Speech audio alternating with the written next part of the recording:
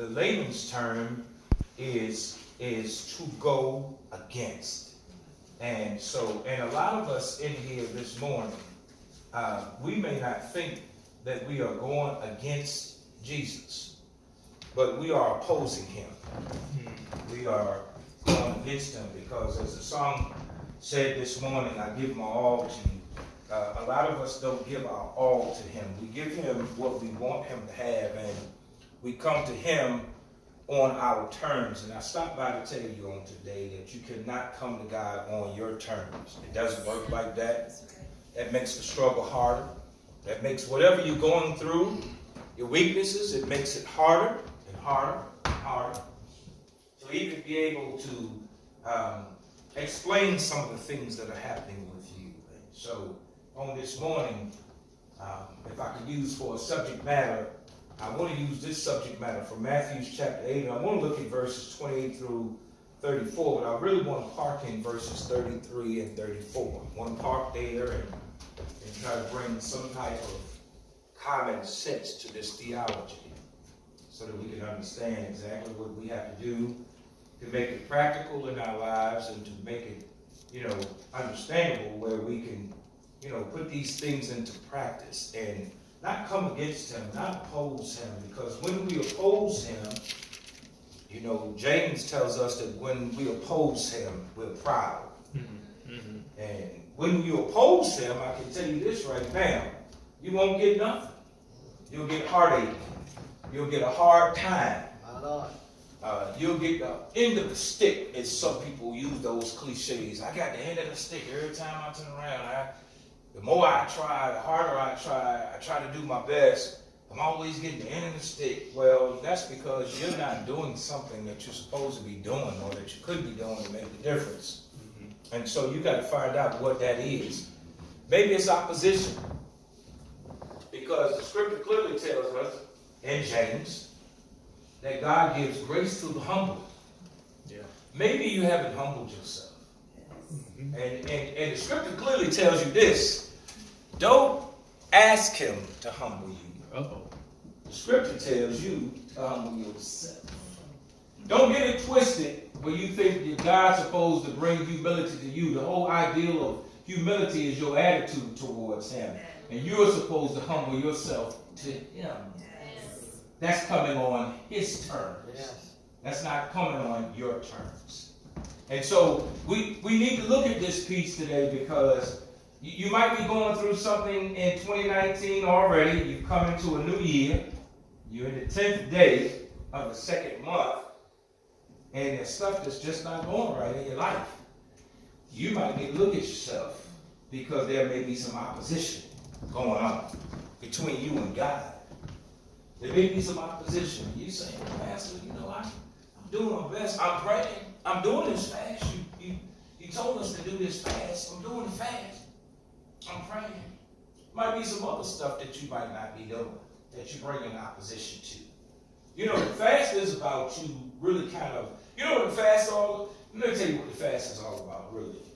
Here's the seriousness of the fast. The seriousness of the fast is your attitude towards God.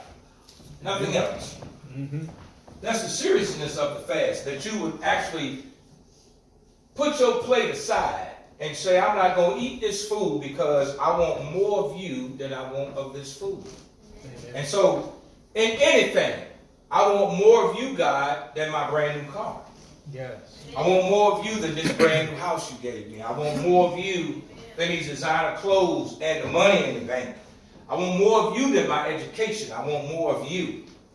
That's what the fast is all about. The fast is about your attitude towards God. Yes, Lord. Are you seeking him? Are you pursuing him? The whole deal is that you come into his presence, as the psalmist says, with thanksgiving. You enter into his courts with praise. You learn how to worship him. Fasting brings about worship, and worshiping him in spirit and in truth.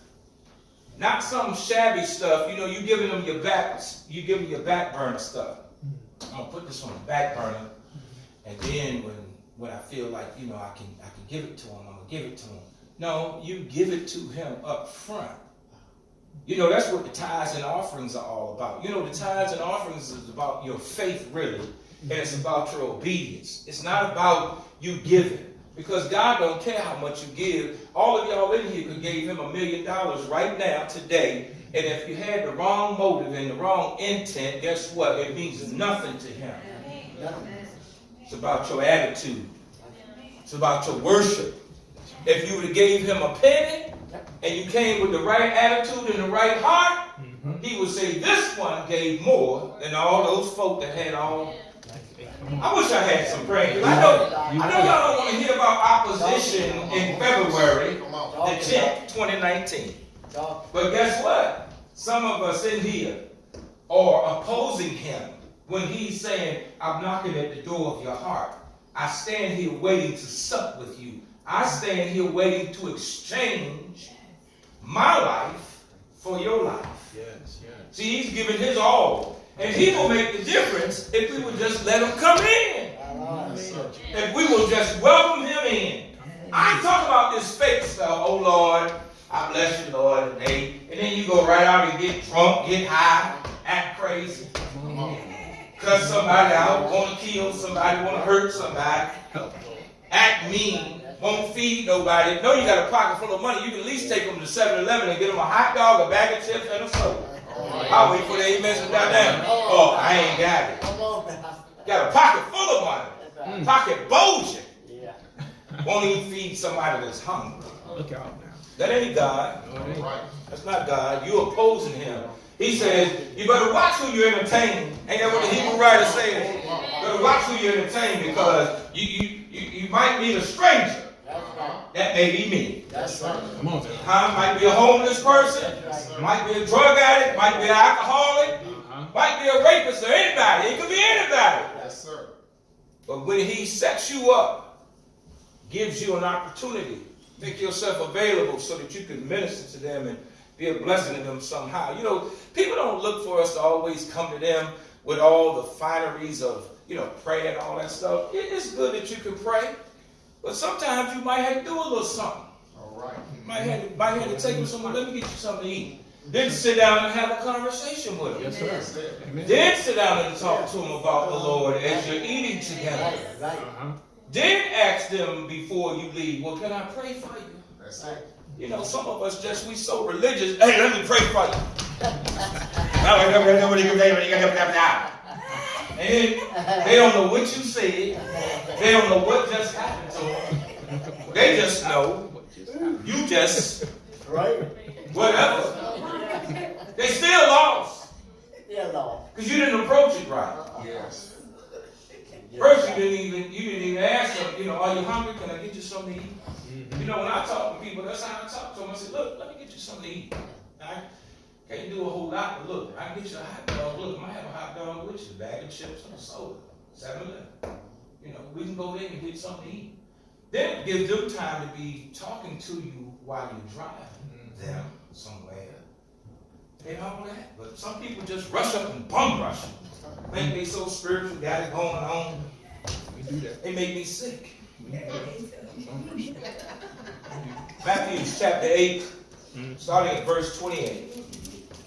Look at these verses of scripture, and we're going to park in 33, 34 for just a minute. Because it makes sense that God wants a relationship with us this morning, but not an opposed relationship. He wants a relationship with you this morning, but he does not want anything to get in between you and him. He does not want you to build a wall. And some of us already have built walls. We already have walls built up. And so he's still knocking at the door of your heart. Still knocking. Still knocking. You done came all the way through 2018. Still knocking. You in 2019. He's still doing this. You're avoiding the knock. You hear the knock. But you're avoiding the knock. You won't even answer the door. You think it's Jehovah's Witnesses. Mormons. But Islam. Islam. He said Islam. Verse 28. Y'all with me? Matthew chapter 8. Amen. When he arrived at the other side in the region of the Gadarenes, 2 demon-possessed men coming from the tombs met him. Now this is an amazing story. This is quite marvelous. This is supernatural. They were so violent that no one could pass that way. That meant that if you went by these 2 demon-possessed men, they were going to beat you up, beat you down, and throw you back on the other side. You wouldn't cross their lane. You wouldn't cross that line. They was going to get you. They were violent. They were mean. They were demons. And these men. That's why I was talking about in Ephesians. What do you want with us, Son of God? They knew who he was. Even the demons recognized Jesus. Yes, they did. Even the demons recognized Jesus. And who are we to be complaining and grumbling and murmuring all the time? And, and we have not even recognized all the goodness of the Lord. We have not even recognized the faithfulness of God. Come on, man. We have not recognized that when everybody else turned their back on us and abandoned us, he still loves us and he's still there. We have not recognized his new mercies, but rather complain. Help us, Lord. These demons knew who he were. So watch this. What do you want with us, Son of God? They shouted. Have you come here to torture us before the appointed time? They even know that there's going to come a day, the demons. Yes, sir. They even know there's going to come a time where they will be completely destroyed. Torture. Is the time now? Have you come to destroy us already? Is this the appointed time? They're talking to the Messiah, the sovereign God of the universe, the creator, the one who created them. They know. Is this the appointed time? Have you come to torture us? Some distance from them, a large herd of pigs was feeding. The demons begged Jesus his permission. All right, so for all of you who have doubt this morning, who waver in your faith, all right, here's the demons begging. They begging. They're not just asking, Deacon, they're begging. It says here in the NIV, they're begging.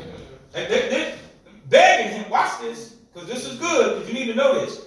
Begged Jesus, if you drive us out, so they know that they're getting ready to come out of these 2 men. Send us into the herd of pigs. So they asked him permission. Well, we got to have somewhere to go. Because, a demon has to have a vessel. Yes. That's right. All right, and the way that the demon gets into a vessel of a human is a person that don't know God. A person that don't have God in them. Because the Holy Spirit and the demon don't reside in the same place. I wish I had some praying people in here. Either the Holy Spirit resides in you or something else possesses you on today. I know y'all are saying, well, dang, when you going to get to the message? Let me finish reading. He says to them, go. So they came out and went into the pigs, and the whole herd, watch this, rushed down the steep bulk into the lake and died in the water. Look, these 2 demons, they was in, we don't know how many demons it was because it was in these 2 men. This is a different story because there's another one just like it, but it was 1 man. And it was legion in him. But they got into these pigs, and these pigs committed suicide as soon as the demons got in them. That's how bad they were. The pigs committed suicide. That's what it says right here. It says they died. And so those tending the pigs ran off, went into the town, and reported all this, including what had happened to the demon-possessed men. Then the whole town went out to meet Jesus, and when they saw him, they pleaded with him to leave their region. Yes, they did. Jesus Christ. Opposition to Jesus. If I could use for a subject matter, because here in these 2 verses, 33 and 34, here's opposition to Jesus. These people should have been happy and glad that the demons were gone out of the men, even though it took some of their livestock and it took some of their money, because that was some of their livelihood. I'm quite sure the pigs was getting ready to turn into some pork chops and some ham and some chitlins or something. And they got upset. It was mad. But they should have been happy that Jesus came and got the demons out of the men. But instead of them being happy that God spared their lives, they opposed him. They got mad. They got upset and said, went to him angry. when you get out of town, you need to leave. What are you doing here? What are you doing? Is this some kind of magic or witchcraft? Get out of here. But you got to think these people are probably superstitious, probably religious. And so that's what I want to talk to you about today, because some of y'all might be in opposition with Jesus yourself. It's not just these two men that were demon possessed. Granted, they were demon possessed. But it wasn't them. It was the people of the town that opposed Jesus Christ. And so an explorer may have many volunteers to go with him on an expedition until he explains the terms will be working. Explain the terms that they will be working in scorching heat, sub-zero cold, or sweltering swamps, with only minimal rations, few chances to take a bath, and a little contact with the outside world for months at a time. A young athlete may dream of winning a gold medal in the Olympics until he or she learns about the rigorous training, strict diets, limited social life, and fierce competition that he or she would have to face for many years. There is no thrill like the joy of knowing and following Christ, but it is not a thrill that the world can understand or appreciate. The Christian life is not add Jesus to one's own way of life, but renouncing that personal way of life for his and being willing to pay whatever cost that may require. That means giving up your all to follow him. You know, Jesus had told us in his word, he says, you got to pick up your cross and follow me. Yes, you know, that cross represents what? It represents him taking our sin on him. It represents pain. It represents torture. He was tortured. Yes, he was. Pain to the level of degree that we will never understand. And so the cross came with suffering. The cross came with, people doubted him. People ridiculed him, and people mocked him on the cross. Y'all know one of the thieves on the cross was in opposition with him. I wait for the amen to die down. Since you can save yourself, why don't you get down off the cross and save us? The other one looked at him and said, "You sound like a fool." I'm giving y'all layman terms now. Don't you know this one ain't did nothing wrong? We deserve to be up here. He becomes opposition. Right to the end. Now, can you imagine you about to die and you still don't recognize the King of Kings and the Lord of Lords? You still don't recognize the Messiah. You're still in opposition with him, even on your deathbed. And I know that people do that. People will be on their deathbed and folk will try to pray for them, and they'll get nasty and mean, and I don't need you to pray for me. You need to pray for yourself. And the next thing you know, that last breath will be gone. That's it. Still in opposition against the Lord. And you're on your deathbed, on your way out. Still ain't made your relationship right with him. It's a good piece, y'all. I just want y'all to know that, he works on me with these pieces like this because I had to look at myself and see if I was in opposition. I just gave it to you. Opposition to Jesus. I just gave it to you. You didn't hear me. Okay. Let me slow down. Deacon didn't hear me. Let me slow down. So y'all know that. Didn't I just tell y'all opposition to Jesus? Did y'all hear me? Okay. All right. Here we go. So let me get back into my piece. From the beginning, Jesus knew that rejection would exceed acceptance. And he said to those who sought to kill him, you do not have his word abiding in you, for you do not believe him whom has sent me. You search the scriptures, and look, this is for the Christians now, this is for the believers, because this was the Pharisees he was talking to. You search the scriptures because you think that in them you have eternal life. And it is these words he's saying that bear witness of me, and you are unwilling to come to me that you may have life. John chapter 5, verse 38 through verse 40. Everything about Jesus was astounding. It was marvelous, and it was humanly unexplainable. It is no wonder that when the people marveled at him, but would not accept him, Jesus would himself marvel at their unbelief. Mark chapter 6, verse 6. Because Jesus was looking at them as if to say, I'm standing here doing a miracle right in front of your face. Mm-hmm. And you still don't believe I'm the one. You think I'm a magician. You think I'm some genie. You can make 3 wishes. I'll grant you 3 wishes after you rub my belly 3 times. It doesn't work like that. He marveled at their unbelief. Yes, he did. Because he was standing there doing miracles. It was just like the Israelites and the Egyptians. Can you imagine watching the Red Sea roll back and you still don't believe that God is God? But he rolled back the whole Red Sea, dried up the land. Every Israelite, which was about 2 million or more, made it across. Yeah. All of Pharaoh's soldiers died that day. I'll wait for the amen to die again. Yeah. Can you believe or can you marvel at this? Listen, here's God traveling by fire by night, leading the Israelites in the wilderness, and a cloud by day. They saw it. And whenever the cloud stopped, they stopped. Yeah. They camped out wherever the cloud was. When the cloud moved, they had to pack up, Nick, and they had to move. But they couldn't move unless the cloud moved. That's right. The pillar of fire was going all night long. So as the pillar of fire was going, and it was giving light to their path, they were moving. When the pillar of fire just stopped, can you imagine just watching a pillar of fire just moving around? It's just moving around in one spot. It's just in one spot. But it ain't burning up nothing. It's not consuming anything.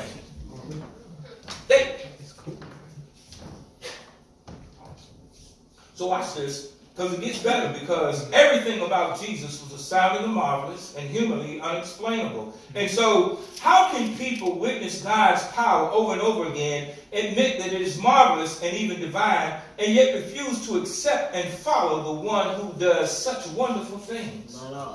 Are these people in your life who reject or have opposition to Christ? This would be totally baffling to me.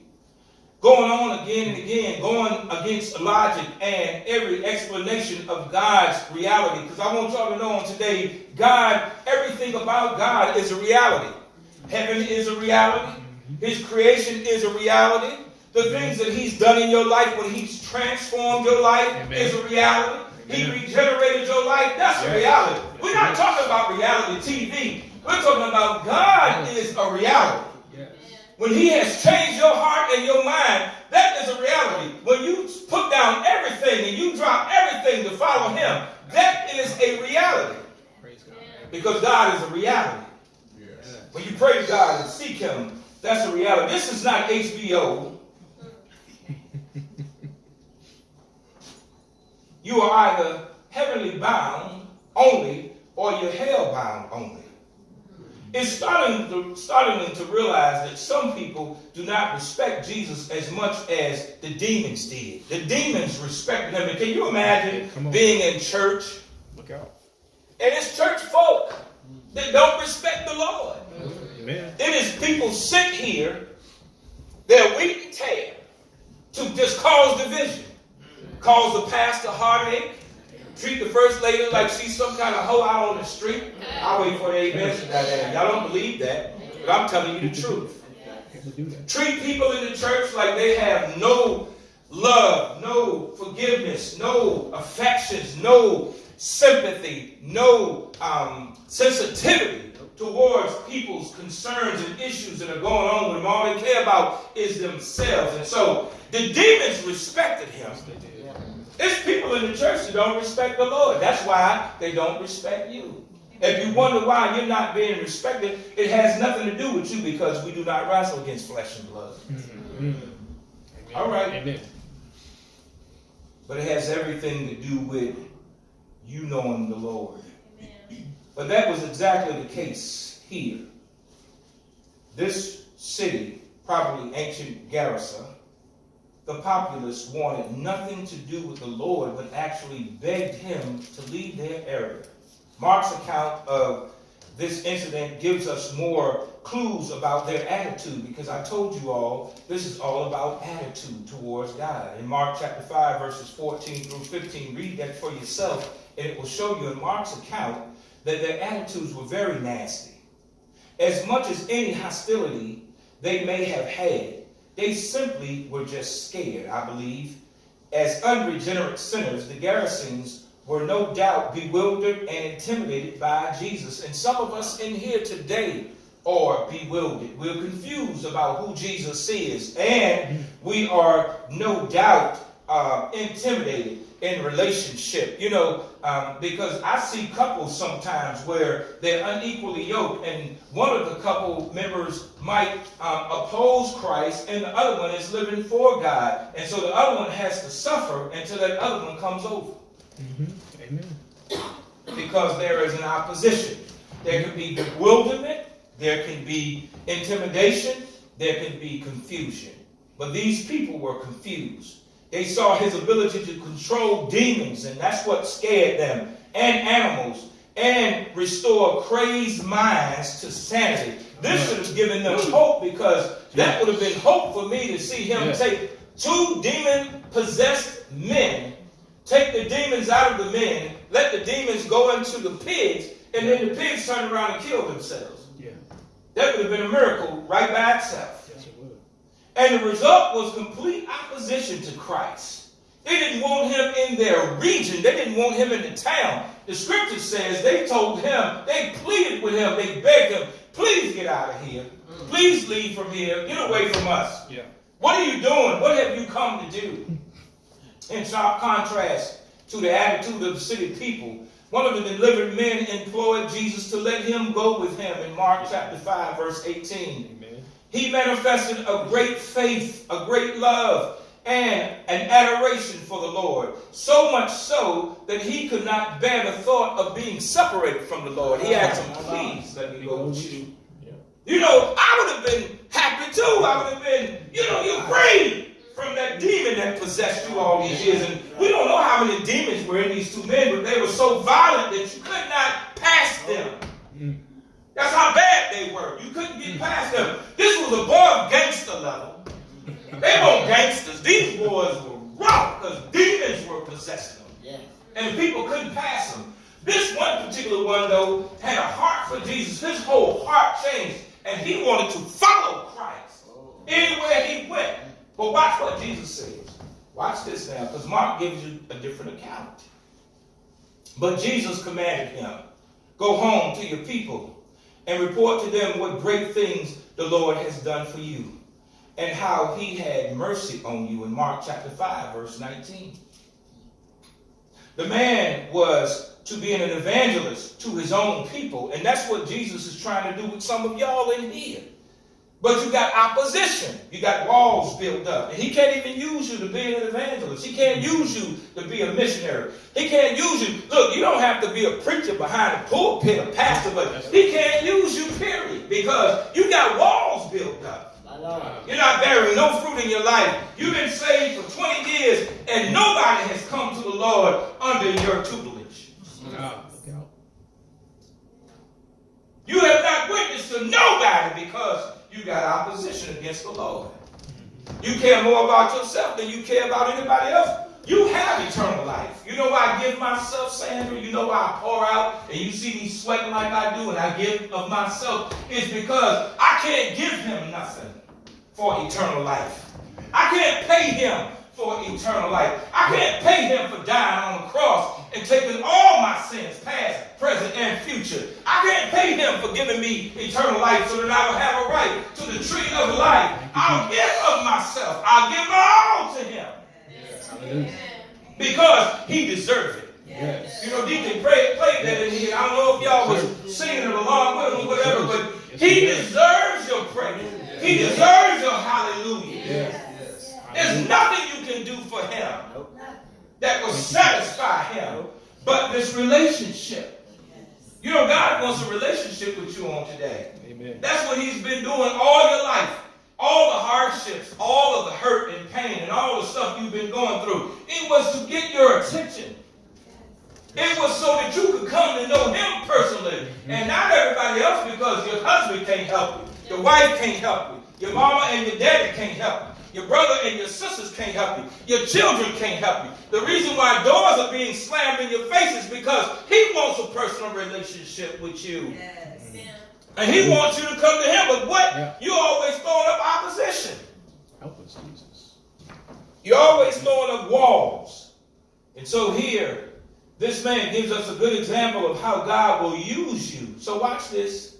So the man was to be an evangelist to his own people, testifying that despite their present opposition to Jesus, the Son of God did not want them to perish spiritually. That was the whole thing.